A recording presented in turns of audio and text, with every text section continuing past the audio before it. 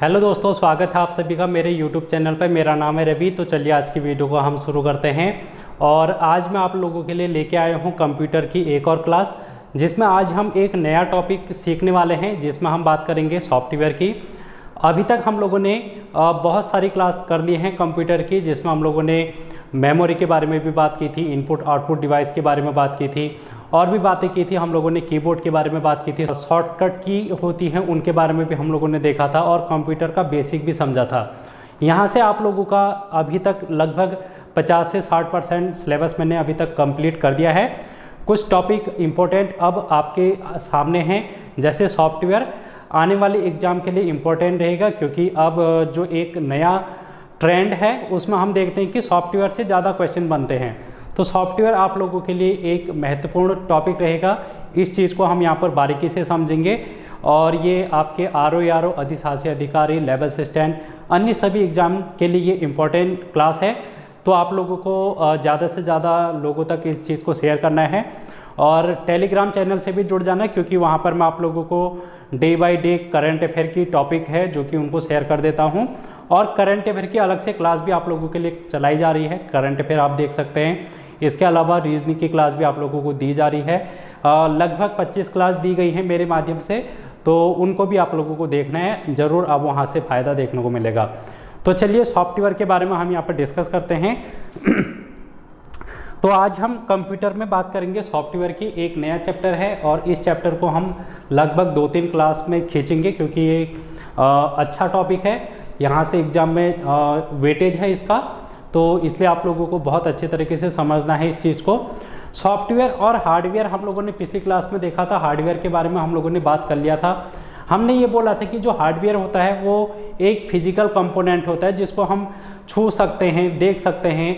लेकिन जो सॉफ्टवेयर है वो एक फिजिकल कंपोनेंट ना होकर एक ऐसा सिस्टम है, सॉफ्टवेयर एक ऐसा प्रकरण है जिसको हम ना ही छू सकते हैं ना ही देख सकते हैं। और जैसे हम अगर अपने बॉडी की बात करें, शरीर की बात करें, तो हमारे हाथ, आँख, नाक, जीभ, ये सभी हमारे हार्डवेयर हैं। लेकिन अगर हम सॉफ्टवेयर की बात करेंगे, जो हमारे अंदर की आत्मा है, जो हमारा मस्तिष्क है, मस्तिष्क के अंदर हमारे विचार, अगर आप लोग थॉट की बात करेंगे, जो हमारे विचार हैं, कोई भी काम किस प्रकार से करना है, आपको कोई भी चीज़ कैसे लर्न करनी है, याद करनी है, वो क्या है, एक प्रकार का सॉफ्टवेयर। क्योंकि उस चीज़ को हम ना देख सकते हैं ना ही छू सकते हैं। तो इसी प्रकार कंप्यूटर में भी होता है सॉफ्टवेयर, जिसको हम यहाँ पर डिस्कस करने वाले हैं। तो हमने यहाँ पर देखा सॉफ्टवेयर के बारे में कि ये देखो, इसकी डेफिनेशन भी आप लोगों से पूछी जा सकती है। तो हार्डवेयर के बीच में जो हार्डवेयर है, हार्डवेयर के बीच समन्वय स्थापित करना, इसका काम क्या है? ये करता है, देखो पहला काम इसका ये है कि जो हार्डवेयर होते हैं उनके बीच समन्वय स्थापित करना। हार्डवेयर क्या है? जैसे अगर हम बात करेंगे, माउस की बात करेंगे, सीपीयू की बात करेंगे, जो हमारे आउटपुट मेमोरीज हैं, उनके बीच में अगर समन्वय स्थापित करना है, कनेक्शन करना है, उनके बीच में लिंक स्थापित करना है, तो हम उसी को क्या कह देते हैं? सॉफ्टवेयर कह देते हैं। अब इसकी एक महत्वपूर्ण डेफिनेशन अगर आप लोगों से पूछा जाए, तो सबसे पहले हम यहाँ पर देखते हैं प्रोग्राम। देखो इसको इस तरीके से हम लिखेंगे, सॉफ्टवेयर। सॉफ्टवेयर क्या होता है? A set of program. A set of program क्या होता है? सॉफ्टवेयर होता है, यानी कि प्रोग्रामों का समूह। हिंदी में इसको हम बोलेंगे प्रोग्रामों का समूह। अगर आप लोगों से डेफिनेशन पूछी जाए तो प्रोग्रामों का समूह क्या कहलाता है? प्रोग्रामों का समूह सॉफ्टवेयर कहलाता है। अब ये प्रोग्राम क्या होता है? तो प्रोग्राम की भी डेफिनेशन यहाँ पर आप लिख लो, प्रोग्राम। तो प्रोग्राम का मतलब होता है सेट ऑफ इंस्ट्रक्शन, निर्देशों का समूह। निर्देशों का समूह क्या कहलाता है? प्रोग्राम कहलाता है। अगर हम कंप्यूटर को कोई निर्देश दे रहे हैं और बहुत सारे निर्देश दे रहे हैं, तो यहाँ पर क्या बन जाएगा, वो एक प्रोग्राम बन जाएगा। जैसे हम कंप्यूटर में जो लैंग्वेज होती है C++, जावा, HTML, इसमें क्या करते हैं, प्रोग्राम लिखते हैं, यानी कि हम उसमें निर्देश दे रहे हैं, इंस्ट्रक्शन दे रहे हैं, तो वो क्या कहलाएगा, एक प्रकार का प्रोग्राम कहलाएगा। अगर हम बहुत सारे प्रोग्राम को आपस में मिला दें और उनमें इस तरीके का समन्वय स्थापित कर दें जिससे कोई कार्य संचालित किया जा सके या फिर कोई प्रोसेस है जिसको एग्जीक्यूट किया जा सके, उसी को हम सॉफ्टवेयर कहते हैं, यानी कि प्रोग्रामों का समूह सॉफ्टवेयर कहलाता है। ये काम क्या करता है, हार्डवेयर के बीच समन्वय स्थापित करने का काम ये करता है। तो ये डेफिनेशन हो गई, ये इसका काम हो गया। और अगर हम बात करेंगे इसमें कुछ और बातें, जैसे एक यहीं पर आप लोग लिख लो, हार्डवेयर को नियंत्रित करने का काम। आप लोगों से पूछा जा सकता है हार्डवेयर को नियंत्रित करने का काम कौन करता है, तो वो सॉफ्टवेयर ही करता है। तो ये कुछ डेफिनेशन है सॉफ्टवेयर की जो कि आप लोगों को पता होनी चाहिए। यहाँ पर से एग्जाम में अगर पूछ लिया जाएगा तो आप लोगों को फिर वहाँ पर दिक्कत नहीं होगी। अब हम बात करेंगे सॉफ्टवेयर के टाइप। सॉफ्टवेयर कितने प्रकार के होते हैं, यहाँ से भी आपके एग्जाम में क्वेश्चन पूछ लिया जाता है। कोई एक टाइप दे दिया जाएगा, आप लोगों को बताना होगा कि ये सॉफ्टवेयर का कौन सा टाइप है। तो यहाँ पर आप लोग हेडिंग डाल लें, टाइप्स ऑफ सॉफ्टवेयर। यहाँ पर अब हम बात करेंगे टाइप सॉफ्टवेयर के भाग। तो सॉफ्टवेयर को मुख्यतः 3 भागों में हम यहाँ पर देखते हैं, इसके 3 टाइप हम देखते हैं, ठीक है। तो सबसे पहले अगर हम बात करें सिस्टम सॉफ्टवेयर, सिस्टम सॉफ्टवेयर। दूसरा हम यहाँ पर देखेंगे एप्लीकेशन सॉफ्टवेयर, और तीसरा हम यहाँ पर देखेंगे यूटिलिटी सॉफ्टवेयर। अंग्रेजी में भी इसको इसी प्रकार बोलेंगे, यूटिलिटी सॉफ्टवेयर, एप्लीकेशन सॉफ्टवेयर और सिस्टम सॉफ्टवेयर। तो इसमें आप लोगों को ज़्यादा कंफ्यूज नहीं होना है। ये सभी कंप्यूटर में जब भी हम बात करते हैं हिंदी और अंग्रेजी एक ही है, यानी कि इसमें हम ज़्यादातर अंग्रेजी वर्ड का प्रयोग करते हैं, उसी को हमने देवनागरी लिपि में लिख दिया है। एप्लीकेशन को देवनागरी में लिख लिया, यूटिलिटी को भी देवनागरी में लिख लिया, ताकि आप लोगों को सहूलियत हो सीखने के लिए। तो अब हम यहाँ पर सिस्टम सॉफ्टवेयर की बात करेंगे। तो सिस्टम सॉफ्टवेयर की अगर हम बात करें, देखो सिस्टम सॉफ्टवेयर क्या करता है, इसकी डेफिनेशन आप लोगों से पूछी जा सकती है। तो ये यूजर और सिस्टम के बीच या फिर कंप्यूटर के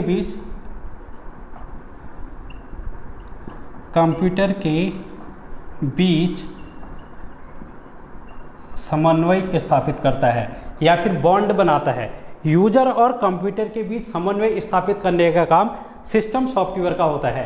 यानी कि इसको इस तरीके से समझो, यूजर कौन होता है, जो कंप्यूटर को रन कर रहा होता है। जैसे हम इंसान, हम कंप्यूटर को क्या कर रहे हैं, प्रयोग में ला रहे हैं, उसमें हम अपना काम कर रहे हैं, तो हम क्या हैं, यूजर हैं। तो यूजर और कंप्यूटर के बीच में समन्वय स्थापित करने का काम सिस्टम सॉफ्टवेयर करता है। तो सिस्टम सॉफ्टवेयर क्या होता है, आई होप क्लियर हो चुका होगा। इसके अलावा आप लोगों को यहाँ पर अगर बात करें, यह हार्डवेयर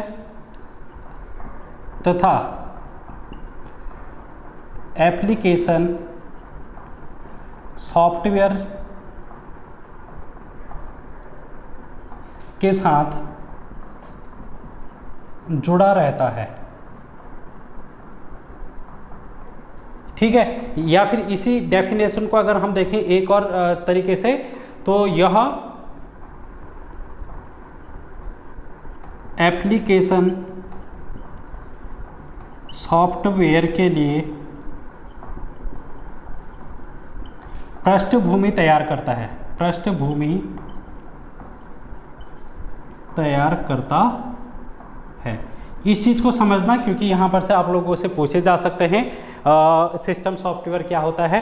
एप्लीकेशन सॉफ्टवेयर आप लोग समझ रहे होंगे, जिसमें हम बात करते हैं जैसे यूट्यूब एक प्रकार का एप्लीकेशन है। जो भी आप लोग अपने फ़ोन पे यूज़ कर रहे हैं एप्लीकेशंस, वो एक प्रकार की एप्लीकेशन सॉफ्टवेयर के उदाहरण हैं। जैसे अगर हम बात करेंगे माइक्रोसॉफ्ट वर्ड की बात करें, ठीक है, तो जैसे अगर हम बात करें स्प्रेडशीट की बात करें, तो तो ये सभी क्या हैं, एक प्रकार के एप्लीकेशन सॉफ्टवेयर हैं। तो हम यहाँ पर देख रहे हैं कि कोई भी एप्लीकेशन सॉफ्टवेयर अगर आप लोगों के फ़ोन पे चल रही है या फिर आपके लैपटॉप पर चल रही है, तो उसके लिए क्या चाहिए, एक प्रकार का सिस्टम सॉफ्टवेयर चाहिए। जैसे अगर हम बात करेंगे अपने फ़ोन की, अगर हम बात करें तो हमारा फ़ोन एंड्रॉयड है। हमारा फ़ोन क्या है, एक प्रकार का एंड्रॉयड है। तो एंड्रॉयड यहाँ पर क्या काम कर रहा है, एप्लीकेशन को चलाने का काम कर रहा है। तो सिस्टम सॉफ्टवेयर क्या करता है, एप्लीकेशन सॉफ्टवेयर के लिए पृष्ठभूमि तैयार करता है। ये आप लोगों को पता होना चाहिए।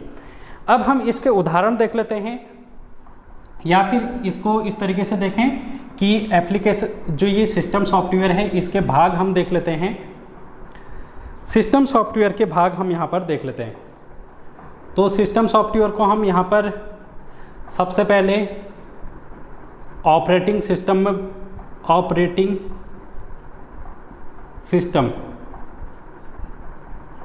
सिस्टम हो गया।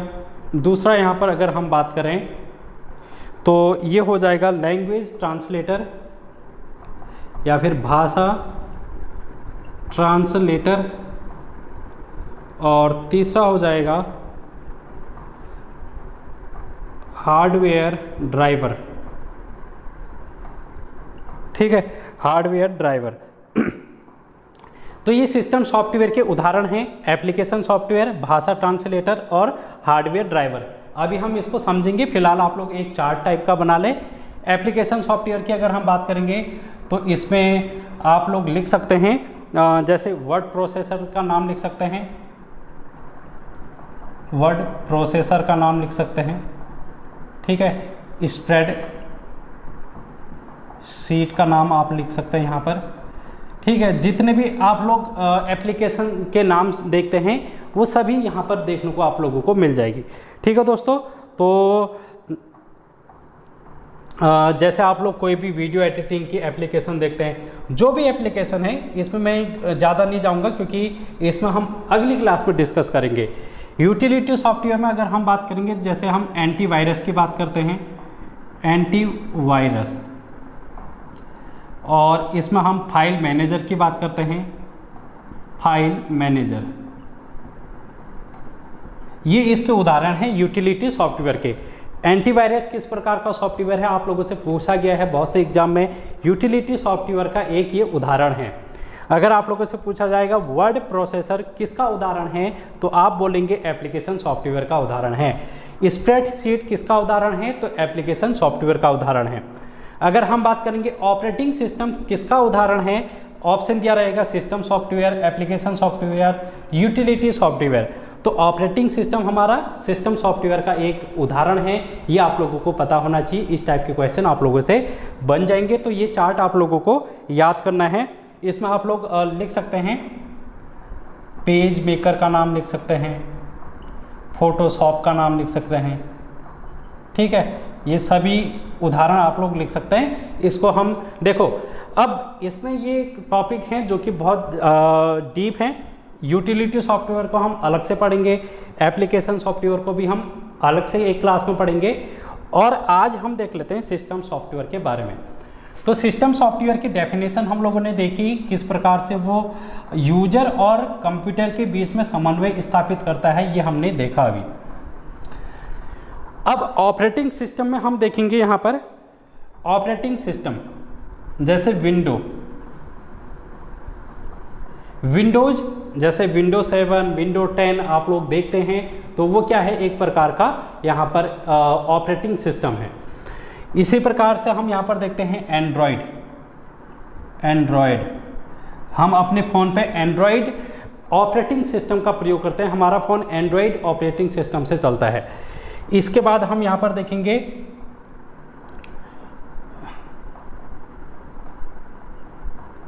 यूनिक्स, ठीक है, लाइनेक्स। ठीक, ये यूनिक्स भी एक प्रकार का ऑपरेटिंग सिस्टम है, लाइनेक्स भी ऑपरेटिंग सिस्टम है, या फिर इसको हम लिनक्स भी बोलते हैं। और इसके अलावा एक आप और लिखेंगे, इसमें एक और लिखेंगे मैक ओएस। ओएस का फुल फॉर्म क्या है, ऑपरेटिंग सिस्टम। तो मैक ओएस आप लोग जो एप्पल के सिस्टम आते हैं, एप्पल के फ़ोन आते हैं, आपके एप्पल के लैपटॉप्स आते हैं, उसमें ये वाला सॉफ्टवेयर देखने को मिलता है मैक ओएस। वहाँ पर एंड्रॉयड काम नहीं करता है, वो ना ही वहाँ पर विंडो का काम करता है, वहाँ पर मैक ऑपरेटिंग सिस्टम काम करता है। ये आप लोगों को पता होना चाहिए। अभी हम इसमें डिटेल में बात करेंगे, क्योंकि एप्लीकेशन जो ऑपरेटिंग सिस्टम है इसके अभी मैं उदाहरण दिखा रहा हूँ सिर्फ आप लोगों को। अगर आप लोगों के फ़ोन में एंड्रॉयड नहीं होगा तो क्या आपका फ़ोन काम कर पाएगा? बिल्कुल नहीं कर पाएगा। अगर आपके सिस्टम में विंडोज़ नहीं है तो आप लोग क्या बोलते हैं कि मेरी विंडो करप्ट हो गई है, ठीक है। और आपकी विंडो अगर करप्ट हो जाती है सिस्टम की तो उस समय फिर हमारा सिस्टम काम करना बंद कर देता है। तो इसलिए हम यहाँ पर देख रहे हैं कि सिस्टम सॉफ्टवेयर में ये जो सिस्टम सॉफ्टवेयर है वो किसी भी कंप्यूटर के लिए कितना ज़रूरी है। अगर ये सिस्टम सॉफ्टवेयर में ऑपरेटिंग सिस्टम ही ना हो, विंडो ना हो, एंड्रॉयड ना हो, अगर मैक ओएस ना हो, तो हमारे ये जो सिस्टम है, जैसे हमारा फ़ोन है, वो काम करना ही बंद कर देंगे। यानी कि ये फिर जो भी हम यहाँ पर आज नई टेक्नोलॉजी का प्रयोग कर पा रहे हैं वो टेक्नोलॉजी हम नहीं एक्सेस कर पाएंगे। तो ये उदाहरण आप लोगों को ध्यान में रखने हैं ऑपरेटिंग सिस्टम के। आप लोगों से पूछा जाएगा यूनिक्स किसका उदाहरण है या फिर लाइनक्स किसका उदाहरण है, तो आप बोलेंगे ऑपरेटिंग सिस्टम के ये उदाहरण हैं। अब भाषा ट्रांसलेटर की अगर हम बात करेंगे, इसमें हम एक बात करते हैं, कंपाइलर की बात करते हैं, कंपाइलर। दूसरा हम बात करेंगे इसमें इंटरप्रेटर, और तीसरा हम इसमें बात करेंगे असेंबलर।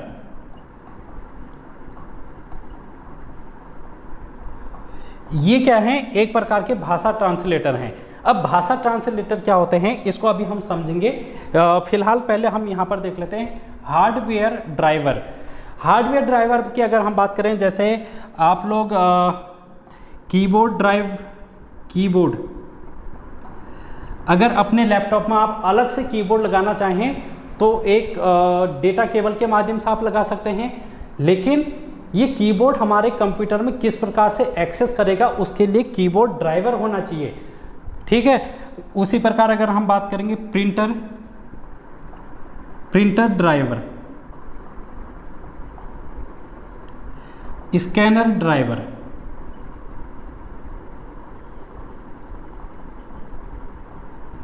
और कैमरा ड्राइवर।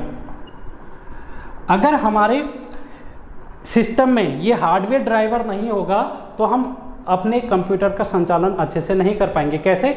अगर कीबोर्ड ड्राइवर हमारे सिस्टम में नहीं होगा तो हम अपना कीबोर्ड कनेक्ट नहीं कर पाएंगे, कीबोर्ड काम नहीं कर पाएगा। तो कीबोर्ड को काम करने के लिए कीबोर्ड ड्राइवर होना बहुत ज़रूरी है। प्रिंटर ड्राइवर किस प्रिंटर जो भी आप लोग प्रिंट कर रहे हैं अपने सिस्टम से, वो प्रिंट किस प्रकार हो पा रहा है, क्योंकि आपके सिस्टम में प्रिंटर ड्राइवर है।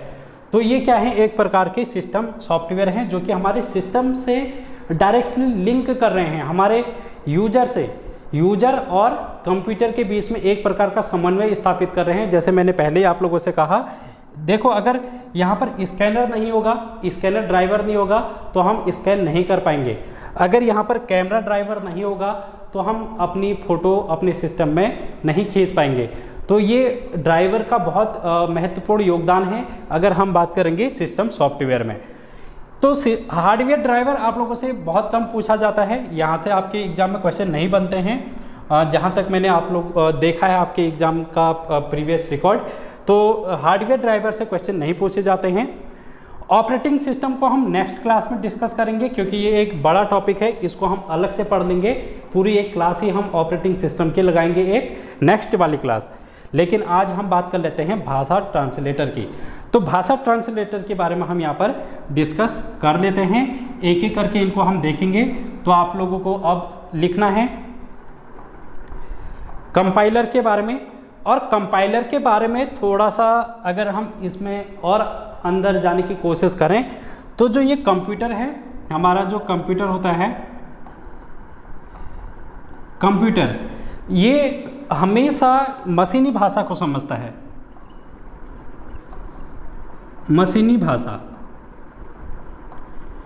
देखो, जैसे अगर हम बात करें इंडिया की, तो इंडिया में कुछ लैंग्वेज हैं जिनमें से हिंदी और अंग्रेजी अगर आप देखते हैं, दक्षिण भारत में अलग अलग लैंग्वेज हम लोग देखते हैं। अगर हम बात करें हिंदी, अगर किसी व्यक्ति को हिंदी के अलावा कोई अन्य भाषा नहीं आती, अगर यहाँ कोई जापान का व्यक्ति आ जाए या चाइना का व्यक्ति आ जाए और वो आप लोगों से चाइनीज़ लैंग्वेज में बात करने लग जाए या जापानीज़ लैंग्वेज में बात करना लग जाए, तो क्या आप समझ पाएंगे? नहीं समझ पाएंगे। तो क्या होता है, जैसे आप लोग देखते हैं कोई भी मंत्री है किसी विदेश में अगर जाता है तो वहाँ पर कानों में कुछ इस प्रकार से डिवाइस लगाए रहता है, हेडफोन टाइप के लगाए रहते हैं, जिससे कि अगर कोई चाइना की भाषा भी बोल रहा है तो हमको वो समझ में आ जाएगी। अगर हम लोगों ने चाइना की भाषा नहीं भी पढ़ी है तो तब भी हमको वो समझ में आ जाएगी। क्यों? क्योंकि वहाँ पर एक ट्रांसलेटर का प्रयोग हमको देखने को मिलता है। तो इसी प्रकार यहाँ पर हम क्या देख पा रहे हैं, जो ये कंप्यूटर है वो कौन सी भाषा समझता है? वो सिर्फ मशीनी भाषा समझता है, इसके अलावा कोई भी भाषा कंप्यूटर नहीं समझता। अगर मैं बात करूँ जैसे ए फॉर एप्पल, ठीक है, ये एप्पल मैंने लिखा, इसकी स्पेलिंग लिखी मैंने APPLE। अब ये इसको तो हम समझ पा रहे हैं क्योंकि ये हमने अपनी भाषाओं में इसको लाए हैं, हम अंग्रेजी भाषा में हम लोग इसको लाए हैं। लेकिन कंप्यूटर के लिए ये भाषा समझने योग्य नहीं है। कंप्यूटर इस एप्पल को कभी नहीं समझता, कंप्यूटर सिर्फ मशीनी भाषा को समझता है। तो ये मशीनी भाषा होती क्या है, इसको भी देख लेते हैं। मशीनी भाषा होती है बाइनरी नंबर। बाइनरी नंबर, अब ये बाइनरी नंबर क्या होते हैं? बाई मतलब होता है दो, बाई मतलब होता है दो, और ये बाइनरी नंबर हम यहाँ पर देख पा रहे हैं कौन कौन से हैं, 0 और 1। तो ये मशीनी भाषा क्या है? 0 और 1 है, यानी कि कंप्यूटर सिर्फ और सिर्फ 0 और 1 को समझता है, इसके अलावा कुछ नहीं समझता। अगर आप लोग एप्पल में ए लिखेंगे तो कंप्यूटर इसको ए नहीं समझता, इसको वो बाइनरी नंबर 0 और 1 के रूप में समझता है। अब इसके लिए कुछ कोड होते हैं, जैसे ए के लिए अलग कोड होगा, ए के लिए कोड अलग होगा, बी के लिए अलग होगा, सी के लिए अलग, डी के लिए अलग, 1 2 3 4 5। यहाँ पर अल्फ़ाबेट के लिए अलग कोड होंगे, जो हमारे न्यूमेरिक नंबर हैं उनके लिए अलग कोड होंगे। तो इस प्रकार से अगर ए को अगर हम देखें तो कुछ इस फॉर्म में अगर देखें, ये इस तरीके से कोड किया रहेगा, यानी कि आप लोग यहाँ पर देख पा रहे हैं 0 1 1 0, इस तरीके से। इसको हम नहीं समझ पा रहे हैं, लेकिन इसको कंप्यूटर ज़रूर समझता है। हम क्या समझ रहे हैं? हम ए को समझते हैं। कंप्यूटर किसको समझता है? कंप्यूटर इस चीज़ को समझता है, 0 1 0 1 1, इस टाइप सी भाषा। तो आई होप आप लोगों को क्लियर हो चुका होगा कि कंप्यूटर कौन सी भाषा समझता है, ये वाली भाषा, 0 1 की भाषा। अगर आप, जैसे मेरा नाम रवि है, RAVI, हम इसे समझ पा रहे हैं, लेकिन कंप्यूटर इसको किसी और भाषा में समझ रहा होगा जिसको हम 0 और 1 के रूप में देख रहे हैं, और इसको कोड करके, इसमें एक कोड करके कंप्यूटर इसको समझेगा। हो सकता है इसमें कुछ इस प्रकार से हो, इसका कोड हमको देखना पड़ेगा, क्योंकि ये कोड ASCII कोड होते हैं, अमेरिकन स्टैंडर्ड कोड, उनको यहाँ पर हम देखते हैं। ज़्यादा आप लोगों को उसमें जाने की ज़रूरत नहीं है, लेकिन फिर भी मैं आप लोगों को जब भाषा पढ़ाऊँगा कंप्यूटर की लैंग्वेज, वहाँ पर आप लोगों को इस चीज़ को बताऊँगा कि ASCII कोड क्या होते हैं। तो कंप्यूटर यहाँ पर रवि को नहीं समझता, बल्कि ये 0 1 0 1 की भाषा को समझता है। तो ये रवि से 0 1 0 1 में कन्वर्ट करने का काम, ट्रांसलेट करने का काम यहाँ पर भाषा ट्रांसलेटर करते हैं, जो कि हमको कंपाइलर, इंटरप्रेटर और असेंबलर के रूप में देखने को मिलते हैं। इतना क्लियर हो चुका होगा आई होप। अब हम एक एक करके देखेंगे, यहाँ पर एक एक करके यहाँ पर हम देखेंगे।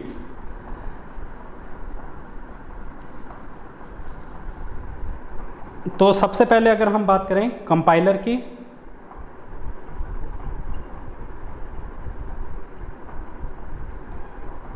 ठीक है दोस्तों, कंपाइलर की अगर हम बात करें तो ये कंपाइलर क्या काम करता है? ये काम करता है हाई लेवल लैंग्वेज, HLL। ये क्या है?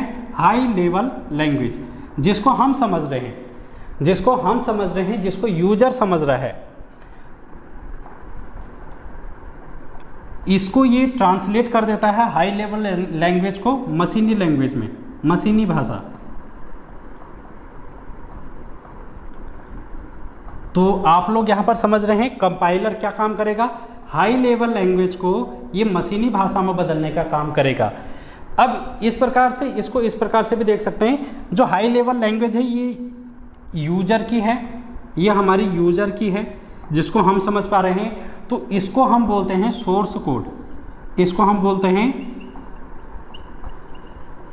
Source code. अंग्रेजी में भी हिंदी में भी इसको सोर्स कोड ही बोलेंगे।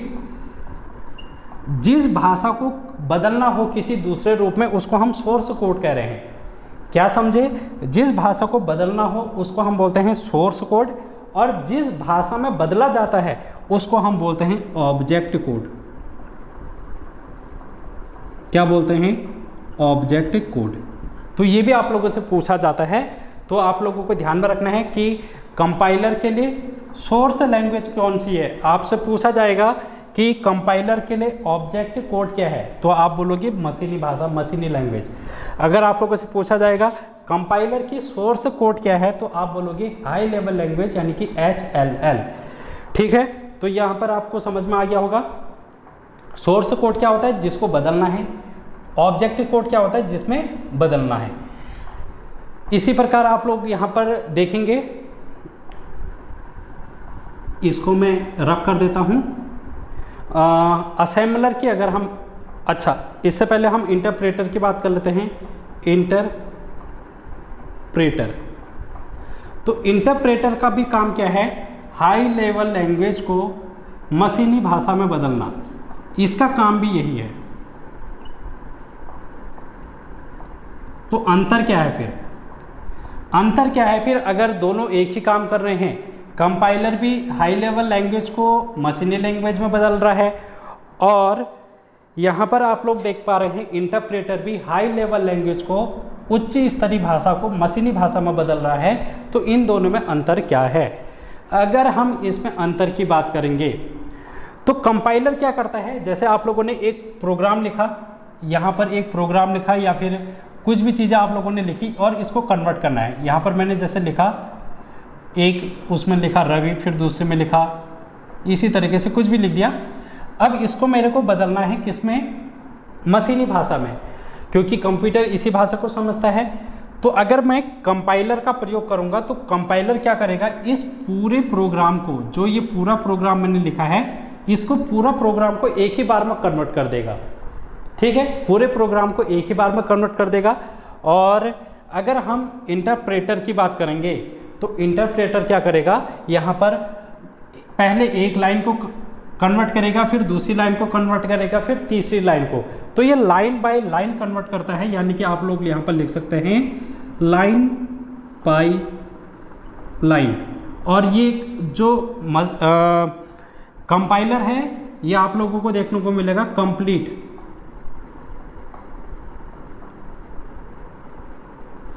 तो ये कंप्लीट पूरे को एक बारी में कन्वर्ट कर देता है, interpreter line by line convert करता है। तो ये दोनों में बेसिक डिफरेंस है, ये आप लोगों को पता होना चाहिए। इसके बाद हम लोग यहाँ पर देखेंगे असेंबलर। असेंबलर क्या करता है, असेंबली भाषा, ये असेंबली भाषा को किस में बदलता है, मशीनी भाषा में। असेंबलर क्या करता है, असेंबली भाषा को मशीनी भाषा में बदलता है। जब हम बात करते हैं किसी भी, ये असेंबली भाषा के बारे में बता रहा हूँ, जैसे हम C++, जावा इनका प्रयोग करते हैं, तो वहाँ पर हम कोड लिखते हैं, प्रोग्राम में कोडिंग की जाती है। जब कोड लिखते हैं तो वहाँ पर हम असेंबली भाषा का प्रयोग करते हैं। इसमें कुछ निमोनिक्स का प्रयोग करते हैं। इसमें हम किसका प्रयोग करते हैं, निमोनिक्स का प्रयोग करते हैं। आप लोगों से पूछा जाएगा निमोनिक्स का प्रयोग किस भाषा में किया जाता है, तो असेंबली भाषा में। निमोनिक्स का मतलब होता है, ये शॉर्ट फॉर्म होता है, जैसे एडिशन करना है, आप लोगों ने 2 + 2 करना है, तो आप यहाँ पर क्या करेंगे, एक इसमें प्रोग्राम डालेंगे और लिखेंगे क्या, ऐड, ADD, ऐड करना है क्या, 2, 2। आप इस तरीके से लिखेंगे, जब प्रोग्राम लिखेंगे तो ऐड 2, 2, यानी कि आपने ऐड करना है 2 और 2 को। यहाँ पर आप इस तरीके से प्लस चिन्ह का प्रयोग नहीं करेंगे, 2+2 का प्रयोग नहीं करेंगे, बल्कि अगर आप लोग प्रोग्राम लिख रहे हैं तो वहाँ पर आप एम निमोनिक्स का प्रयोग करेंगे। और एम निमोनिक्स में अगर आप एडिशन कर रहे हैं तो ऐड का प्रयोग करेंगे। जैसे सब्ट्रैक्शन घटाने का काम कर रहे हैं तो SUB करेंगे सब्ट्रैक्शन। अगर मल्टीप्लिकेशन का काम कर रहे हैं तो MUL लिखेंगे मल्टीप्लिकेशन। ठीक है, तो ये आप लोगों को एम निमोनिक्स के बारे में ध्यान में रखना है कि एम निमोनिक्स क्या होते हैं। एक प्रकार के शॉर्ट फॉर्म होते हैं जो भी काम हम कर रहे हैं। जैसे जोड़ना कर रहे हैं तो ऐड लिखेंगे, घटाने का काम सब्ट्रैक्शन, मल्टीप्लिकेशन, इस प्रकार। तो एम निमोनिक्स का प्रयोग असेंबली भाषा में किया जाता है और ये असेंबलर असेंबली भाषा को मशीनी भाषा में बदलने का काम करता है। तो ये तो था भाषा ट्रांसलेटर, जो कि हम लोगों ने इस क्लास में देख लिया है। अगली क्लास में हम यहाँ पर बात करेंगे ऑपरेटिंग सिस्टम की। ऑपरेटिंग सिस्टम आपके एग्जाम के लिए बहुत ज़रूरी है। ठीक है, तो एप्लीकेशन सिस्टम सॉफ्टवेयर में हम लोगों ने आज एक ही चीज़ को पढ़ा है, भाषा ट्रांसलेट के काम करने को। सिस्टम सॉफ्टवेयर के बारे में हम नेक्स्ट क्लास में भी देखेंगे, जिसमें हम ऑपरेटिंग सिस्टम देखेंगे। तो आज की वीडियो में इतना ही डिस्कस करते हैं, नेक्स्ट के वीडियो में मिलेंगे। तब तक बने रहना।